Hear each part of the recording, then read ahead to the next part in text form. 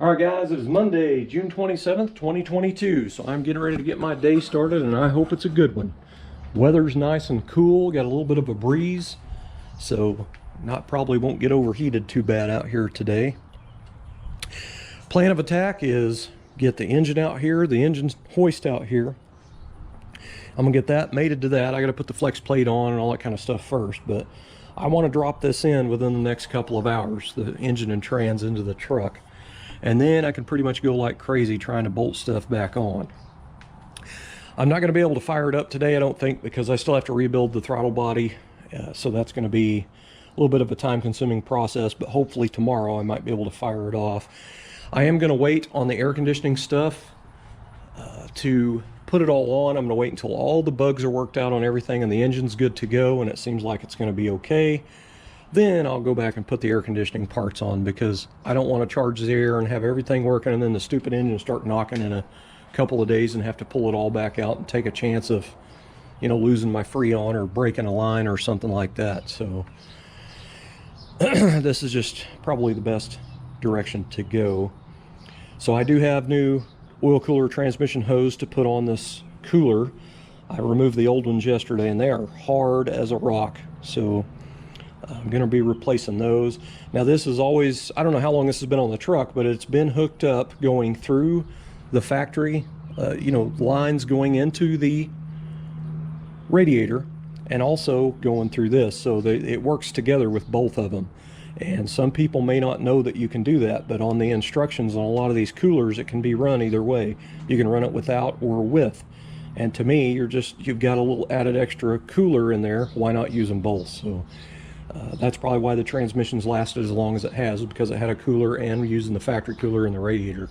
That's the same way I've got my 55 hardtop hooked up, and that's the way I'll be using on my wife's four-door. So, pretty excited about it. Well, the engine and trans is setting in the truck. I've got the two front motor mounts in there, but I don't have the nuts on the back of them yet. Got to the transmission mount, and I went to put my brand new one in, and it's the wrong one. So this is the third power torque part that doesn't fit. So I don't know, I think they need to redo their parts line or something. But this mount, I took it out, I had it laying on the ground beside the old one, and what I was doing was I was comparing the height difference to make sure this was the same height, which it's not. It's clearly taller. But my neighbor was standing there and he goes, "That ain't the right bolt pattern, it's too far apart." And I didn't notice that, but you can see that. Boy, I'd have been mad if I'd have got under that truck to put that on there and it didn't fit. But so the bolt holes are way off. So this is my original mount, you know, the rubber's deteriorated on it, so that's probably why I got a little vibration. So I went in there and looked online on their website, and they show two different mounts. This thing weighs absolutely nothing, and it's mainly hollow. The original has a lot smaller of a hole, so there's more material in this mount. So this one probably wouldn't last very long anyway. But I went digging around in the garage, and I had this mount. This is a new one, newer, of an old school one, like for a turbo 350. And it's a single stud like that, but it's not the right height. It's a little bit lower, so I found a washer that if I use that for a spacer, it's the same height as that one. So I'm going to go ahead and install this one. The bolt pattern does look like it'll fit. So golly, what a mess. It's one thing after another, man, with new parts for stuff not working. Well, time to put an intake on. But first, I have to clock the oil pump shaft because I forgot to look at that. And now's the perfect time to do it without the intake on.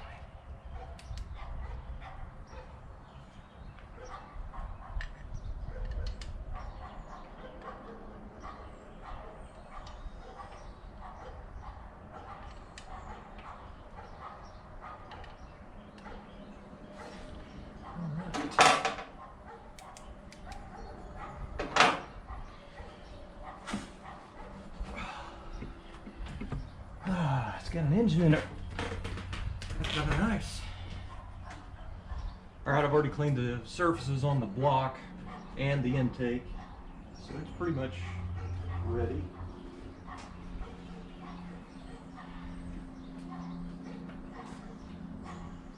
Time to give it a healthy dose of silicone at the front and back.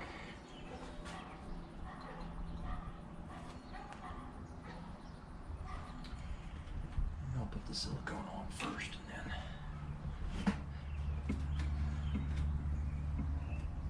There's no way I got this engine in here with the intake on, so I had to do it this way, which is fine. I don't mind being a contortionist. Get down there a little better, I think.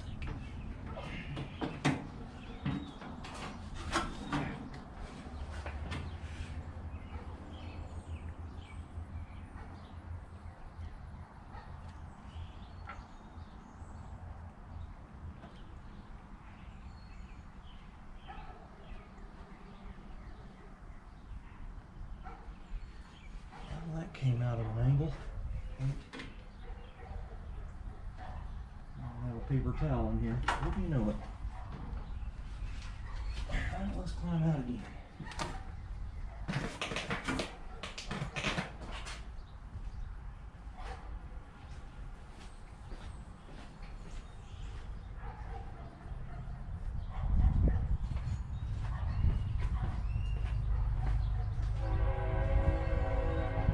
What sucks is I'll have to silicone the intake, and I always put just a little thin coat on my water pump gaskets front and back, and then I'll have to wait until tomorrow before I can start it.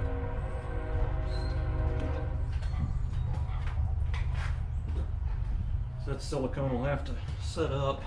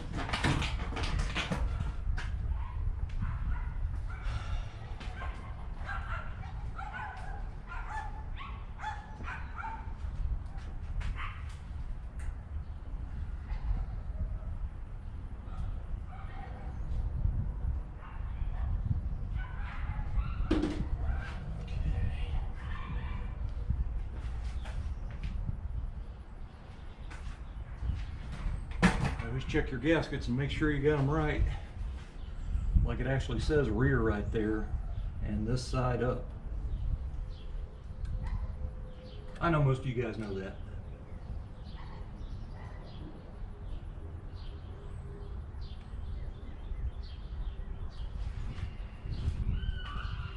This always kind of sucks.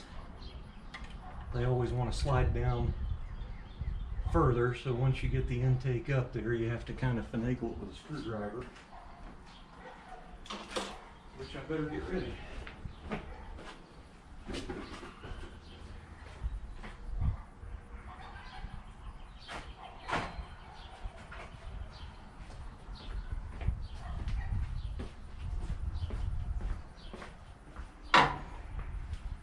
Back here is really falling down.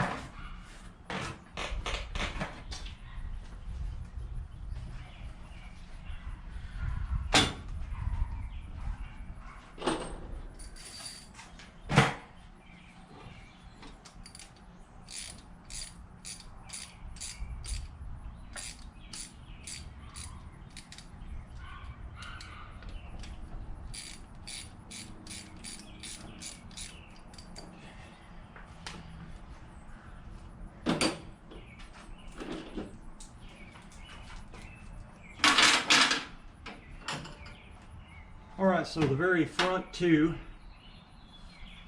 very front up on the left side and front on the right, and then the very rear left and right, those go in holes that are blocked from coolant. They're blind holes basically, so they're not open on the back side. All the others in that intake are open to the lifter valve. So if you've ever had an engine that you drove for a while and you noticed oil pulled up into the intake down here in these little pockets, it's because the oil gets its way around the threads and winds up on the intake like that. So I use a little bit of, I don't use Teflon tape ever. I use thread sealant. And that will pretty much seal it from any oil getting in through and past.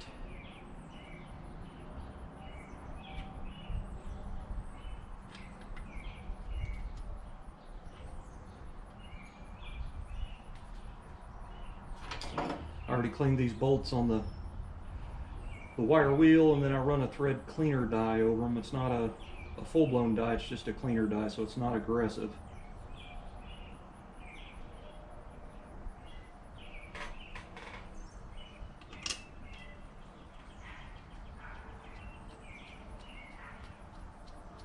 I actually forgot a bracket that goes up here, dang it. And I didn't even finish spray painting the other side of it. That's awesome.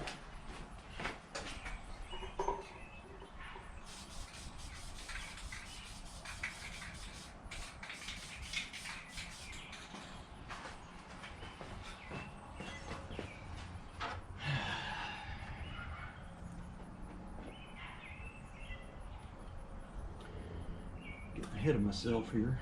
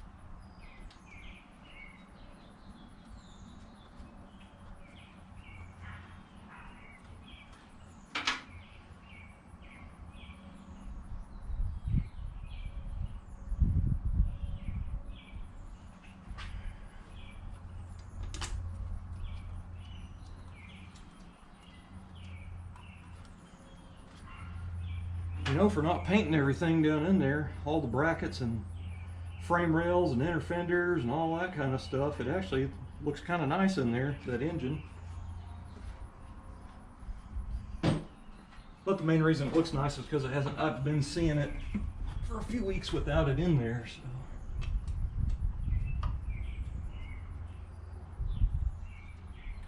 Okay, that bracket is going to have to be dry.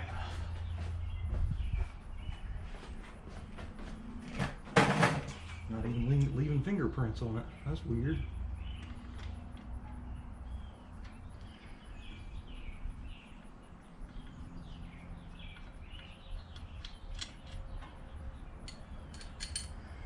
This is your upper air conditioner support bracket. You gotta have that hole right there.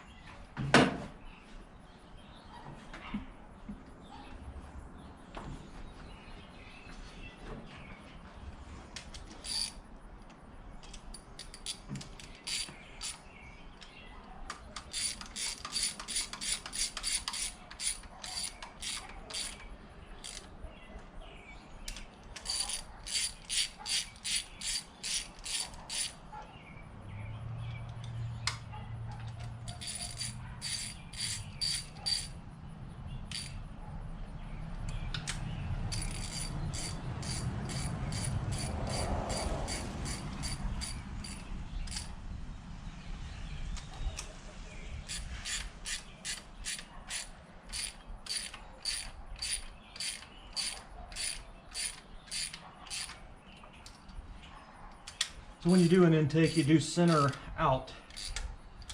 So you have 4 in the middle. I'll do like 1 back here, 1 up here, and then here, and then there for your centers, and then just work your way out.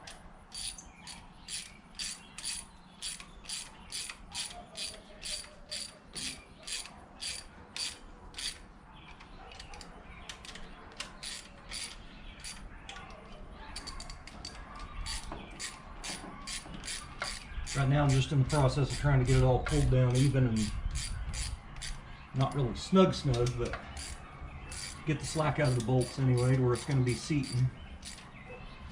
And then I'll go back up here and start again.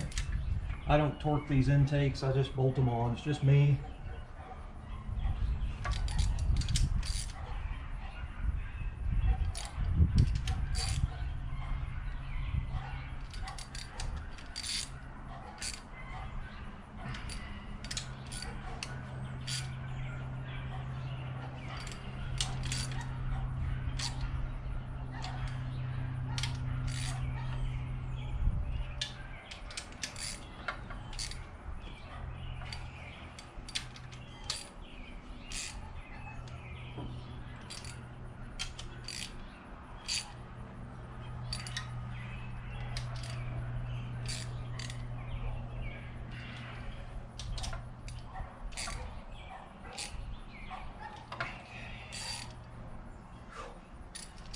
Just go one side at a time. Make sure I like it.